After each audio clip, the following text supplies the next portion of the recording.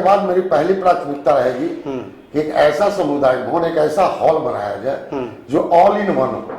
वो सांस्कृतिक कार्यक्रम से लेकर शादी विवाह से लेकर या राजनीतिक मंच से लेकर सारे समाहित रहे। जो भी सुविधा होना चाहिए वो सबके साथ हम बना के देंगे। एक पार्क है बट छोटा है, सफिशिएंट नहीं है। गांधी स्कूल के बगल में एक पार्क है जी। थोड़ा नगर परिषद के पास प्रॉब्लम है जमीन का, लेकिन हाँ उसके लिए प्रयास किसी ने आज तक नहीं किया है। प्रयास करने से आप पार्क भी बना सकते हैं, सामुदायिक भवन भी बना सकते हैं। तो ये प्रयास करने का जरूरत है, ये सरकार के कानों तक पहुंचाने की जरूरत है। सरकार पटना में देखिए जगह जगह पार्क बना रही है, बट आप प्रयास ही नहीं करेंगे, चेयरमैन बन के आप घर में बैठे रहेंगे तो थोड़े कोई योजना धरातल पे आने वाला है। जो ward number 19, ward number 23, ward number 26 आज तक क्यों वंचित रहा पिछले 5 सालों में? बुलेटिन ऑफ बिहार में आज बात करेंगे खगौल नगर परिषद के उपाध्यक्ष कुमार पिंटू अविनाश से।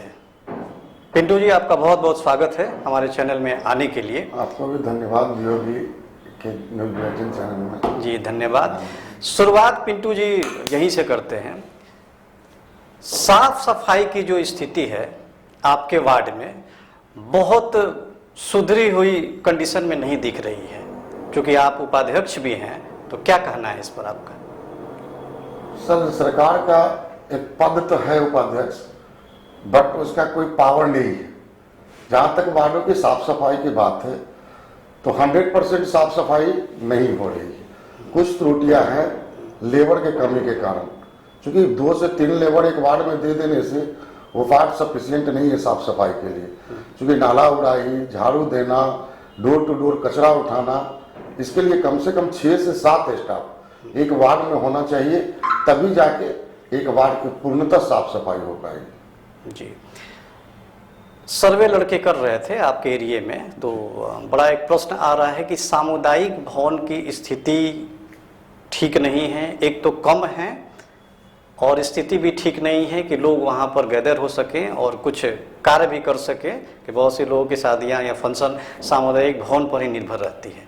तो इस पर आप क्या कर रहे हैं? सामुदायिक भवन 2 छोटे-छोटे 3 छोटे-छोटे सामुदायिक भवन हैं, बट वो खगौल के लिए सफिशिएंट नहीं है।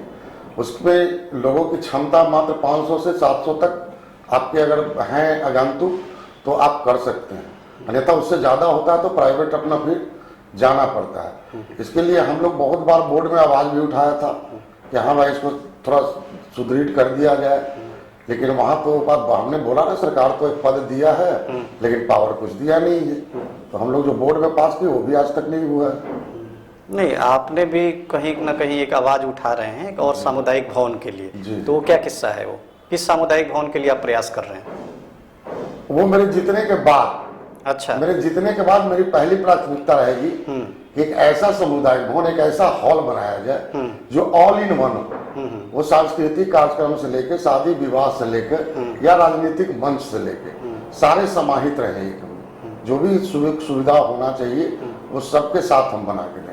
जी, ये नगर परिषद के अध्यक्ष का आप चुनाव इस बार लड़ने जा रहे हैं, तो ये बातें कब आपने डिसाइड की? ये पहले से ही कि अचानक हुआ? नहीं, हमने जब बोर्ड में बहुत सारा क्वेश्चन, आप देखेंगे मेरे यहाँ बोर्ड का रजिस्टर, हम वार्ड पार्षद मिलके सबने बहुत सारा क्वेश्चन, बहुत सारा योजना जो कहा जाता है कि बोर्ड में पास होने के बाद होता है, हम लोग बोर्ड में पास किए हैं, बट एक भी धरातल पे नहीं आया है। इसलिए हमारे मन में आया कि नहीं, हमें भी अध्यक्ष का चुनाव लड़ना चाहिए, और जितना योजना बाकी है या हम लोग पास किए थे, मैं जीतने के बाद अवश्य उसे पूर्ण करूँगा। जी, उपाध्यक्ष का जो पद होता है, तो आपके ख्याल से क्या कि इसके ज़्यादा मायने नहीं है? क्योंकि यह तो पद का यूज तभी होता है या तो अध्यक्ष नहीं है या तो वो छुट्टी पर गया है, तो क्या उपाध्यक्ष का पद उतना मायने नहीं रखता है? नहीं, मेरे जितने 5 साल के कार्यकाल में हमने देखा कि उपाध्यक्ष का कोई मायने नहीं रहता है, क्योंकि एक बोर्ड कमेटी होती है, उसमें भी 5 लोग होते हैं, चेयरमैन के 3 और उपाध्यक्ष है तो सिंगल आप, बाकी 4 उन्हीं के रहते हैं। तो उसमें भी हम लोग कुछ कर नहीं पाते थे, विरोध करना चाहते थे लेकिन विरोध हो नहीं पा रहा है। इस बार तो जनता डायरेक्ट चुनेगी आप लोगों को, या तो अध्यक्ष हो या उपाध्यक्ष हो, पार्षद को तो चुनती पहले ही से थी।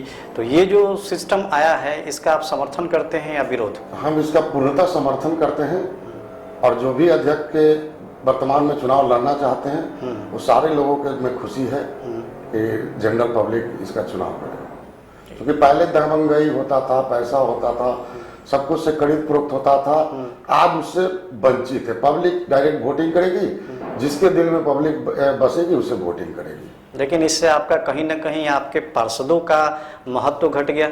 ये चेयरमैन जो बनेंगे उन पे आश्रित करेगा कि किस तरह एक परिवार का मुखिया बन के रहना चाहेंगे या दबंग बन के रहना चाहेंगे। ये उन पे निर्भर करता है कि वार्ड पार्षदों को कितना आप मान सम्मान देंगे या नहीं देंगे।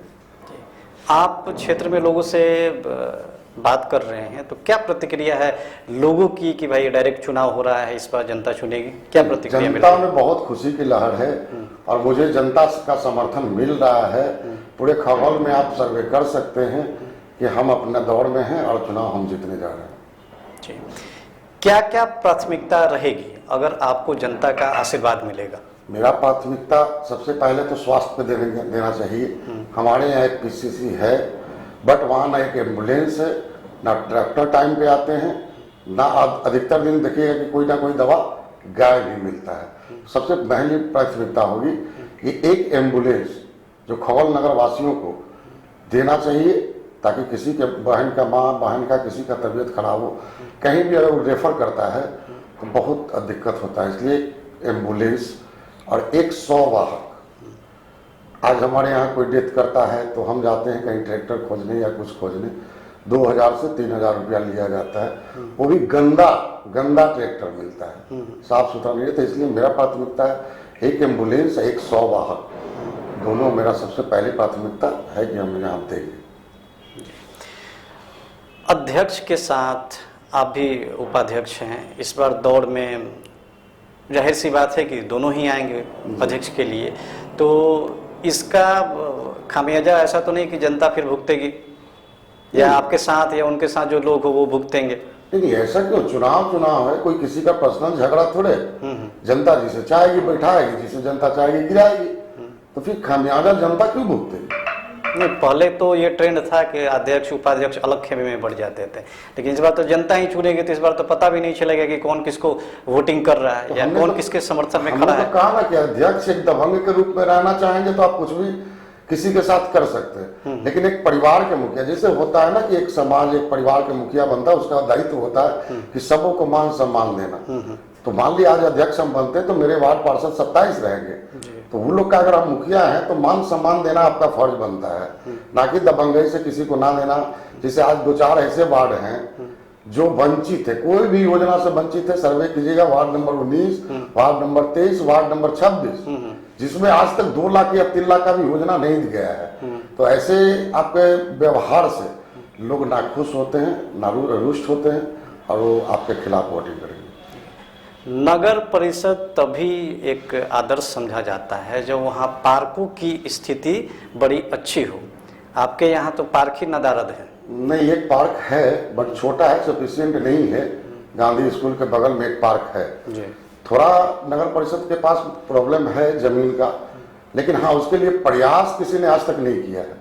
प्रयास करने से आप पार्क भी बना सकते हैं, सामुदायिक भवन भी बना सकते हैं। तो ये प्रयास करने का जरूरत है, ये सरकार के कानों तक पहुंचाने की जरूरत है। सरकार पटना में देखिए जगह जगह पार्क बना रही है, बट आप प्रयास ही नहीं करेंगे, चेयरमैन बन के आप घर में बैठे रहेंगे तो थोड़े कोई योजना धरातल पे आने वाला है जी। आपके नगर परिषद में यह भी देखा जा रहा है कि नालियों की स्थिति भी दयनीय है, किसको जिम्मेवार मानते हैं इसके लिए आप? और इसके लिए तो 100% तो चेयरमैन जिम्मेवार रहेंगे, क्योंकि वही आवंटन करते हैं पैसा का वार्ड पार्षदों में। तो वार्ड पार्षद तो बेचारा भुक्तभोगी है ही, तो वो जाके आपके पास रोता है कि भैया मेरा नाली खराब है, मेरा गली खराब है। बनाना या फंड देना तो आपका काम है कि किस वार्ड में कितना पैसा देना है, नहीं देना हमने तो बताया। जाके आप देख लीजिए ward number 19, ward number 23, ward number 26 आज तक क्यों वंचित रहा पिछले 5 सालों में। पिंटू जी, अमूमन ये देखा गया है किसी किसी राज्य में कि जब ये चुनाव हो रहे हैं मेयर के या उप मेयर, आपके अध्यक्ष उपाध्यक्ष का, तो चुनाव में राजनीतिक पार्टियां भी अपने तरफ से उम्मीदवार उतारती है। हालांकि इस बार तो पहली बार हो रहा है तो यह नहीं हो सकेगा, तो यह मुद्दा कितना हावी रहेगा कि कौन किस पार्टी से है? मेरे खगौल नगर परिषद में कोई मुद्दा हावी नहीं होना है पार्टी वाइज। जनरल पब्लिक चुनाव लड़ रही है, जनरल पब्लिक वोटिंग कर रही है, ना कोई आरजेडी, ना कोई बीजेपी, ना कोई जदयू है। सीधी सीधी जनता और पब्लिक का अपना रिलेशन है, उसके तहत चुनाव हो रही है। कुमार पिंटू अविनाश अपने नगर परिषद खगौल से लोगों से क्या वादा कर रहे हैं? हमने तो बोला कि हम अगर चुनाव जीतते हैं, सबसे पहला हॉस्पिटल पीएचसीसी, दूसरा पार्क और तीसरा एक हॉल जहां सारी सुविधाएं, सारे ऑल इन वन हॉल, जिसमें हम गरीबों का शादी ब्याह हो सके। जो आज बाहर जाके 2-2 लाख 4-4 लाख रुपया कमेटी हॉल में दे रहे हैं, हम उस गरीबों से अपील करते हैं कि हम जीतने के बाद आपको 5 से 10 हजार में ऐसा हॉल देंगे जो 4 लाख में आपको नहीं मिलेगा। ये हैं कुमार पिंटू अविनाश जी, जो कि खगौल नगर परिषद से अध्यक्ष पद का चुनाव लड़ने जा रहे हैं। इन्होंने बुलेटिन ऑफ बिहार में आकर अपनी बातें रखी। उम्मीद है कि जनता को इनकी बातें पसंद आएगी और बुलेटिन ऑफ बिहार की तरफ से पिंटू जी आपको बहुत बहुत शुभकामनाएं कि आपको खगौल की जनता की तरफ से आपको आशीर्वाद मिले। बहुत बहुत धन्यवाद। आपको भी बहुत थैंक यू।